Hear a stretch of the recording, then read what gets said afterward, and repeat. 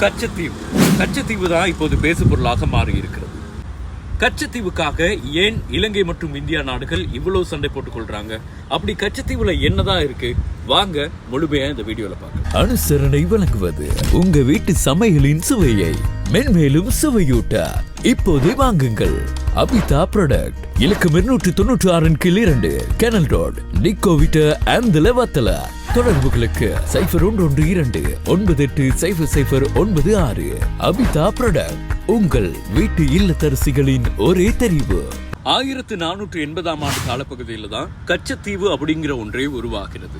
1605ஆம் ஆண்டு சேதுபதி மன்னன் மூலமாக இது சேதுபதி அரசுக்கு சொந்தமானது என்று சொல்லி கச்சத்தீவு அவங்க வசமாகிறது. அதுக்கு பிறகுதான் இந்த கச்சத்தீவு சம்பந்தமான பிரச்சனைகள் ஆரம்பமாகிறது. கச்சத்தீவு அப்படிங்கிறது இந்தியாவுக்கும் இலங்கைக்கும் இடையிலான இந்த பாக்கு நீர்நிலையில அமைந்திருக்கக்கூடிய ஒரு சிறிய நிலப்பரப்பு. கிட்டத்தட்ட 185 ஏக்கர் மாத்திரமே இதனுடைய நிலப்பரப்பு அமைந்திருக்கு. 1952ஆம் ஆண்டு காலப்பகுதியில தான் கச்சத்தீவு இலங்கைக்கு சொந்தமானது என்று சொல்லி பிரச்சனைகள் ஆரம்பமாகிறது. அடகு வைத்த தங்க நகைகளை ஏலத்தில் செல்ல விட வேண்டாம். தங்க நகைகள் வங்கிகளில் இருந்து மீட்கப்பட்டு மீதி பணம் இப்போது உங்கள் கைகளில். தங்க நகைகளுக்கு உயர்ந்த விலை, நம்பிக்கையான சேவை. WSK Gold. மேலதிக தகவல்களுக்கு 077 18 26 507 என்ற இலக்கத்திற்கு அழைக்கவும். 1974ஆம் ஆண்டு இந்தியாவினுடைய பிரதமராக இருந்தவங்க தான் இந்திரா காந்தி. இந்திரா காந்தி அவர்கள் இலங்கைக்கு விஜயம் ஒன்றை மேற்கொள்கிறார். அதுக்கு பிறகுதான் இந்த கச்சத்தீவு அப்படிங்கிற ஒரு நிலப்பிரதேசம் இலங்கைக்கு சொந்தமானது என்று சொல்லி இந்தியாவில் ஒரு ஒப்பந்தம் மேற்கொள்ளப்படுகிறது. இது 1974ஆம் ஆண்டு ஜூன் மாதம் 28ஆம் தேதி நிகழ்த்தப்படுகிற ஒரு ஒப்பந்தம். இந்த ஒப்பந்தம் மூலமாக மிக முக்கியமான விஷயங்கள் சொல்லப்படுகிறது.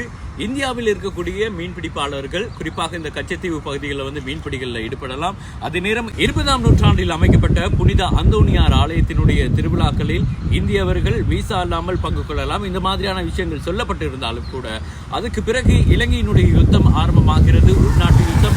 இதன் காரணமாக இந்த கச்சத்தீவு அப்படிங்கிற ஒரு பிரதேசம் ஒன்றுமே செய்யாத ஒரு விடயமாக பார்க்கப்படுகிறது. 1974ஆம் ஆண்டுக்கு பிறகு இந்த கச்சத்தீவு அப்படிங்கிறது இலங்கைக்கு சொந்தமாகிறது. எனவே அதுக்கு பிறகு உள்நாட்டு போர்கள் எல்லாம் ஆரம்பிக்கப்படுகையில் கச்சத்தீவில் இருக்கக்கூடிய புனித அந்தோனியார் ஆலயத்தில் இந்த விழாக்கள் எல்லாமே இடைநிறுத்தப்படுகிறது. மீண்டும் புதுப்பிக்கப்பட்ட ஒப்பந்தத்தின் மூலமாக இந்திய மீனவர்கள் எல்லை தாண்டி மீன்பிடிக்க முடியாது என்ற ஒரு நிலை காணப்படுகிறது.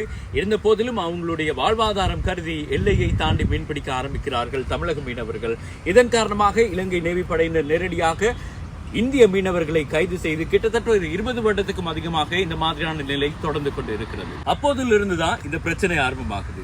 ஆண்களுக்கான அனைத்து விதமான ஆடைகளையும் விதவிதமாக கலர் கலராக இப்போதே பெற்றுக்கொள்ள டாக் டு மேன் தரமான ஆடைகள் குறைந்த விலைகளில் மாஸ்கியூ road man street Rakwana. Online மூலமான ஆர்டர்களுக்கு 077 488 311 4 என்ற வாட்ஸ்அப் இலக்கத்துக்கு அழைக்கவும்.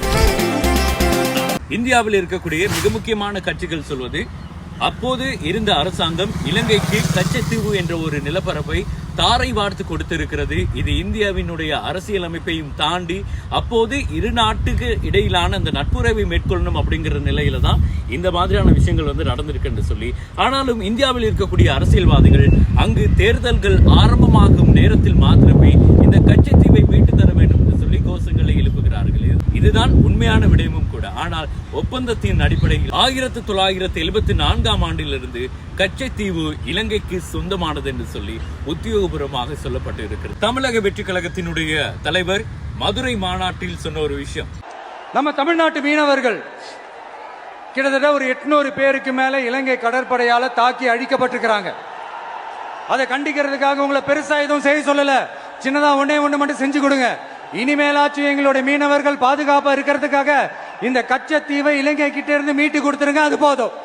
தளபதி விஜய் சொன்ன ஒரு விஷயம் இப்போது பூதாகரமாக வெடித்திருக்கிறது.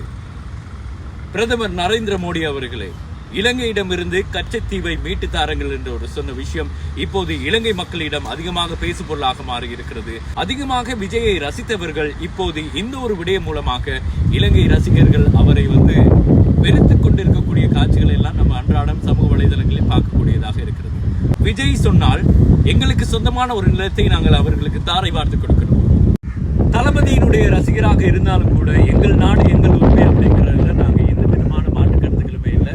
அதில் நாங்கள் உறுதியாக இருக்கோம்.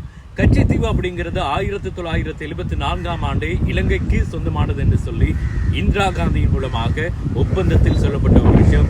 அதை நாங்கள் யாருக்காகவும் எந்த ஒரு நேரத்திலையும் விட்டு கொடுக்க மாட்டோம் அப்படிங்கிறத இந்த வீடியோ மூலமாக நாங்கள் உங்களுக்காக சொல்லிக்கொண்டு மேலதிக விஷயங்கள் எல்லாத்தையும் தெரிந்து கொள்ள தொடர்ந்து தமிழ் நியூஸ் அப்போடு தமிழ் நியூஸ் ஹப், தமிழர்களின் தனி அடையாளம்.